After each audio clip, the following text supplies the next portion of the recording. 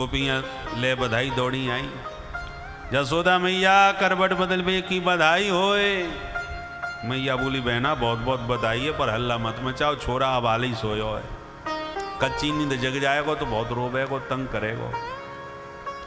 गोपियाँ बोली तो हम का तेरो मोहड़ो देखवे आई हैं? अरे तेरे बुलावे पे जब आई हैं तो गाएंगी बजाएंगी, हल्ला ना मचेगो घर में। मैया बोली 2 मिनट रुक जाओ, या छोरा कहीं एकांत में सुबाए दूँ, फिर चाहे तो हल्ला मचाइए।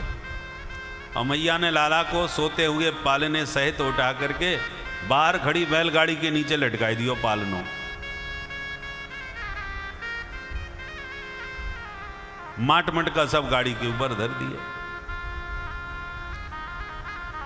और जैसी गोपियों ने गाना बजाना चालू किया तो ऐसा हल्ला मचा कि लाला की नींद खुल गई।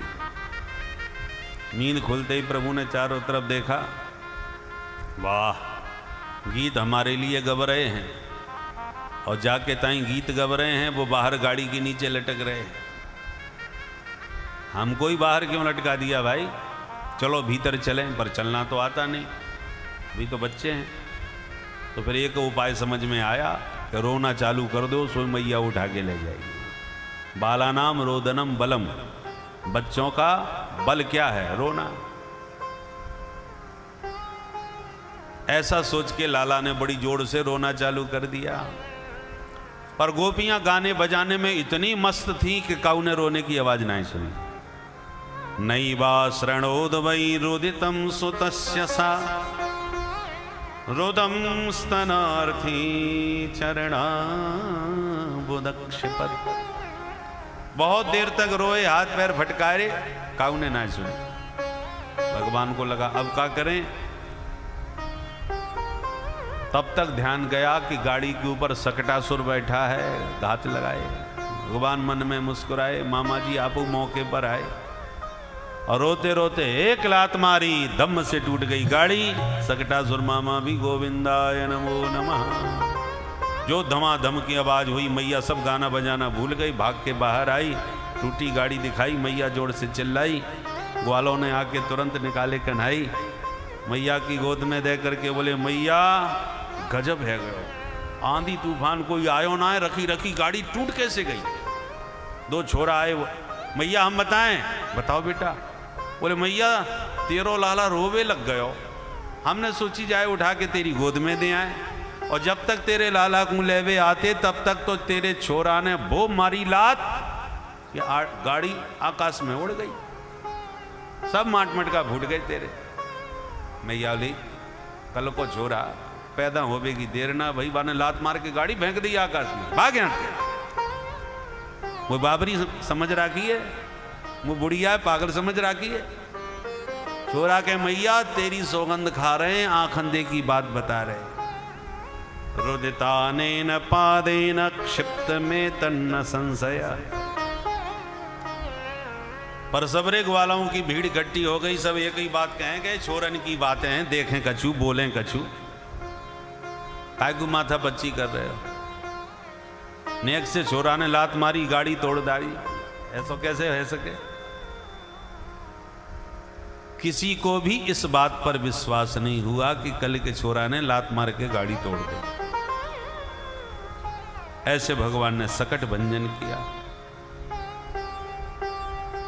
अब एक दिन मैया बड़े लाड़ प्यार से लाला को गोद में बैठा के दुग्ध पान करा रही थी, इतने में तृणावर तो तूफान बन के आ गया। जो महाराज गोल गोल आंधी चली, चक्रवात, लांगूट। भगवान समझ गए मामा जी ने ओढ़न खटोला भेज दिया। अब मैया गोद से नीचे उतारे तो या उड़न खटोला मैंने घम उड़े आवे, पर मैया गोद में लिए बैठी है, उतारी नहीं रही। तो भगवान ने धीरे धीरे वजन बढ़ा दिया। जब बहुत भारी हो गए तो मैया उठा करके जमीन में बैठा करके सोच पे लगी, हे भगवान मेरो हल्को फुल्को छोरा आज इतना भारी भारी कैसे लगे। भूमौ निधायतम गोपी विस्मिता भार पीड़िता। आश्चर्यचकित होके मैया देख रही है, इतना वजन यहाँ में कैसे बढ़ गए हो एकदम। अरे समझ गई 2 घंटा से या दूध जो पिवाए रही, मालूम पड़े छोरा ज्यादा दूध पी गयो सो भारी है गयो। अब बताओ दूध पीवे से छोरा भारी है जाए? और मैया के जम गई बात। लाला को खेलता हुआ आंगन में छोड़ के मैया भीतर गई। मिल गया मौका, तृणावर्त को वेग से आया, लाला को उठाया, कंधे पर बैठाया, आकाश में उड़ा के ले गया। भगवान भी उड़े चले गए। पर जैसी ब्रज के बाहर जाने लगा, भगवान ने गला दबाया, इतना वजन बढ़ाया कि तृणावर्त घबराया कि जल्दी जल्दी में कोई काला पत्थर तो नहीं ले आया। पीछे मुड़ मुड़ के देखे, भगवान बोले दुष्ट, मेरे भक्त पत्थर में भी मुझको देखते हैं, तू मुझ में पत्थर को देखेगा? चल तेरी खोपड़ी पत्थर से ही पटको। तमंतरिक्षात् पतितं शिलायां विशीर्ण सर्वावयवं करारम्। सिर पकड़ के शिला पर पटका और गिरते ही गोविंदाय नमो नमः। गिरते ही परलोक पहुंच गया।